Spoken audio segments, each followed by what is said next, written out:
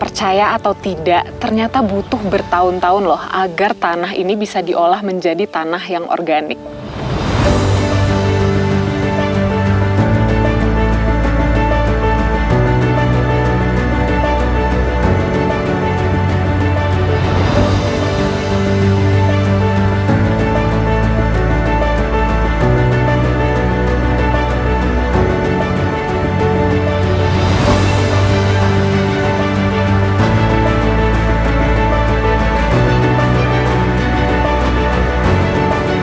Oke, sahabat Arista, saat ini di belakang saya sedang ada kegiatan pengolahan tanah. Agar kita tahu nih prosesnya seperti apa, langsung aja kita cek bersama ya. Halo Pak Rahmat. Halo Tete. Apa kabar? Baik, alhamdulillah. Lagi apa nih Pak? Ini lagi ngolah tanah sih. Oh, oke. Kebetulan lagi teman-teman lagi ngolah tanah di belakang juga ini semua. Nah, pas banget nih, kebetulan saya mau nanya perihal pengolahan tanah nih Pak. Oh, mangga Tete, mangga. Iya. Oh, silahkan. Aku penasaran nih, sebenarnya yang disebut tanah organik itu seperti apa ya Pak? Yang disebut tanah organik itu biasanya syaratnya ya. Yang disebut syarat menurut SOP kami, yaitu selama 10 tahun kita menggunakan selalu perlakuannya secara organik. Ya. Jadi secara organik itu kami tidak memasukkan bahan-bahan konvensional seperti ya pupuk kimia segala macamnya, itu tidak menggunakan. Okay. Terus sebelum kita ini mengolah tanah, jika ini mau digunakan sebagai pertanian organik, 5 tahun itu tidak ditanami apa-apa. Oh, oke, 5 tahun prosesnya ya? 5 tahun. Dibiarkan apabila, saja? Ya, dibiarkan, diberakkan. Itu menurut SNI-nya seperti itu. Untuk mereduksi segala macam dibiarkan tumbuh liar.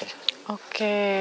Nanti segala macamnya nanti ditebang, diarit, nanti dibenamkan untuk jadi bahan kompos. Oh. Yang tumbuhan-tumbuhan liar itu. Benar-benar gak nyangka butuh prosesnya selama itu. Proses selama ya? apabila tanah ini awalnya ditanami secara konvensional. Oh, karena sudah ada unsur kimianya. Unsur di dalam kimianya tanahnya. dibiarkan dulu, diberakkan selama 5 tahun, jangan ditanami apa-apa. Gitu. Oke, agar unsur kimianya terurai dan hilang ya. Untuk mempersingkat itu, petani organik biasanya bukan manipulatif, tetapi diupayakan agar mempercepat pertumbuhannya. Salah satunya yaitu kita bisa tebar benih kacang-kacangan, tapi jangan menggunakan bahan konvensional lagi, bahan kimia lain gitu. Okay. Sebar saja biar tumbuh, kering mati sendiri masuk. Biasanya kacang hijau. Kacang hijau.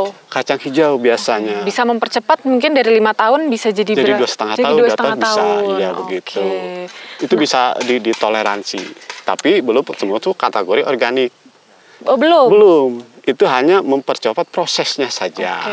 Jadi tanah itu bisa dikatakan bahwa untuk mempercepat kesuburannya sebegitu. Nah, kita balik lagi pengolahan tanah. Ya. Pengolahan tanah ini apa sih maksudnya? Terutama yang paling penting adalah mempersiapkan media tanam. Media untuk tanam.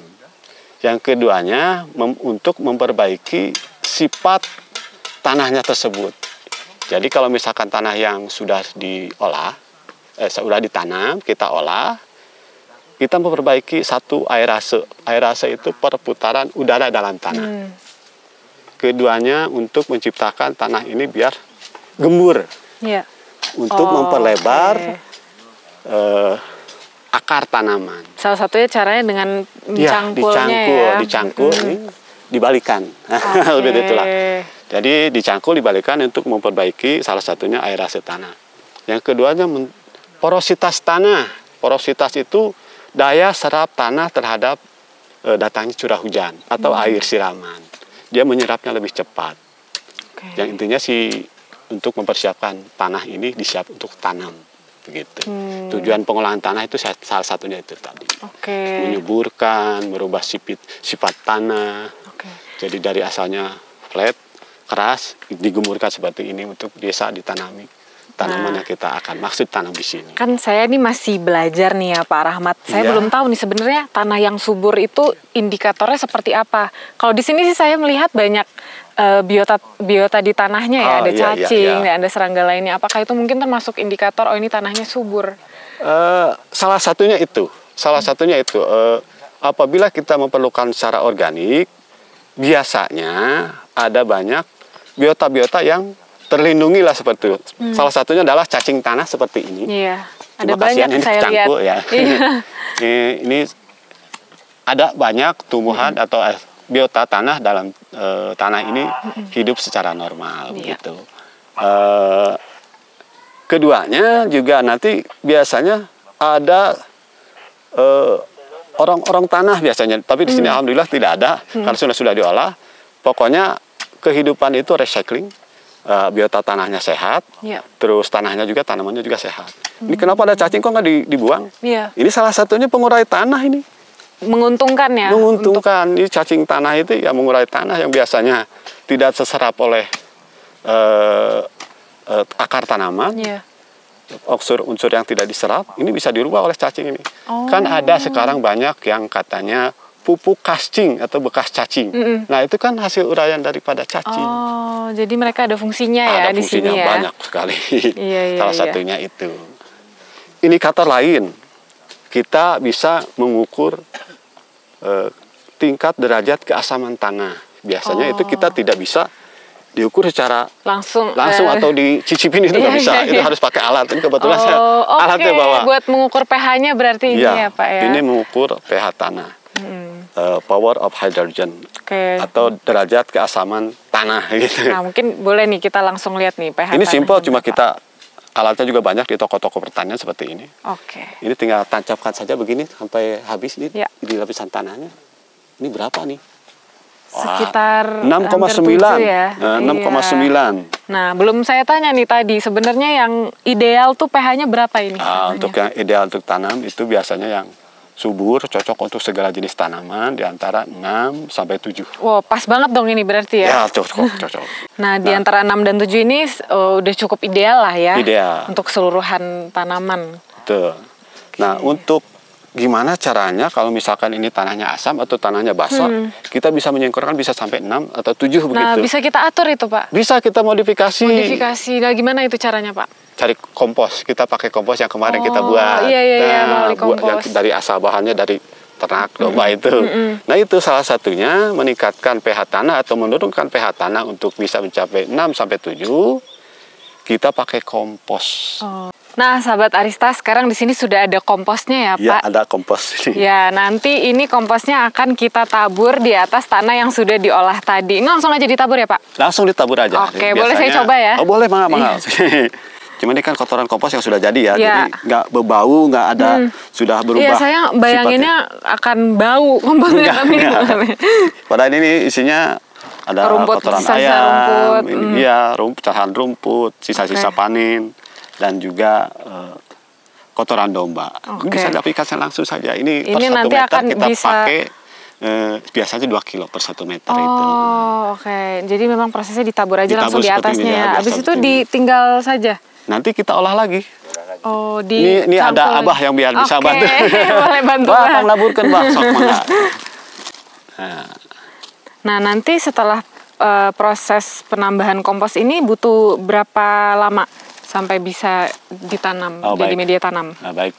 Untuk tanah siap tanam ini, nanti setelah ini tabur ya, kita secara runut saja. Nanti kita olah lagi. Kita olah lagi biar tanah ini bisa menyerap kompos. Jadi kompos itu ada di bagian bawah dicangkul tanah. Lagi ya? Dicangkul lagi, dibalik lagi. Nanti setelah itu kita rapihkan. Setelah ini dicangkul, diratakan, kita rapihkan ini bagian sini, naikin. Sampai nanti komposnya di dalam ya? Nanti di dalam tanah. Gitu. Kira-kira paling dalam itu 10 cm. Karena perakaran awal itu kita tanam 3 cm. Di atas satu buku beginilah. Nah, begini. Nanti kita bisa tugalnya seperti ini. Kalau mau ditanam itu disiapkan sudah beres. Kita biasanya kalau misalkan tanaman yang itu kalau istilah kami ditugal ya, kita siapkan lubang tanam gitu, pakai itu bambu gitu. Nah, seperti itu sih untuk cara aplikasi tanahnya, kompos dalam tanah itu seperti itu. Jadi tidak sesimpel cangkul bisa langsung tanam yang ternyata prosesnya cukup panjang ya? Iya, cukup panjang. Ini kalau di kami kita standarnya bila tanah ini sudah siap disabur, sudah siap tanam, ini kita diamkan.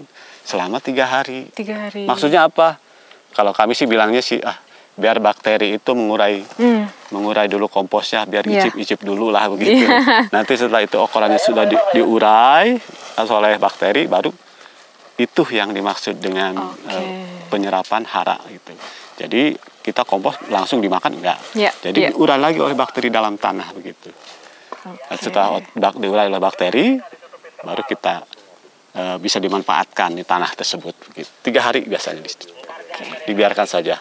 Jangan lupa kalau misalkan musim kering, tanah ini yang bakal ditanam ini kita harus tetap siram, harus lembab seperti begini. Oh iya, ini kondisi tanahnya gembur. Lumayan gembur dan lumayan lembab begini. Ya. Jangan terlalu basah. Gitu. Ya, ini udah cukup ideal ya ini. Ideal untuk tanam. Iya iya. Ini cocok untuk tanaman sayur-sayuran yang jenis daun, caisim, kangkung, bayam. Ini cocok seperti tanah. Tidak terlalu kering, tidak terlalu basah juga ya tanahnya. Iya, betul.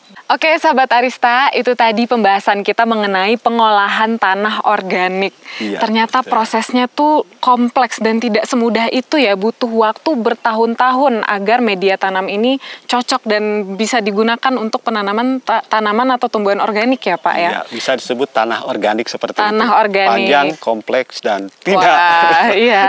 Nah, maka dari itu tumbuhan yang dihasilkan melalui penanaman ini pastinya bisa sangat baik untuk tubuh kita ya. Sangat bermanfaat. Dan pastinya istimewa untuk bumi kita. Jika sahabat Arista punya tips atau pengalaman serupa, jangan lupa untuk share di kolom komentar ya, agar kita bisa belajar bersama. Jangan lupa untuk subscribe, like, dan share. Tetap semangat. Salam organik.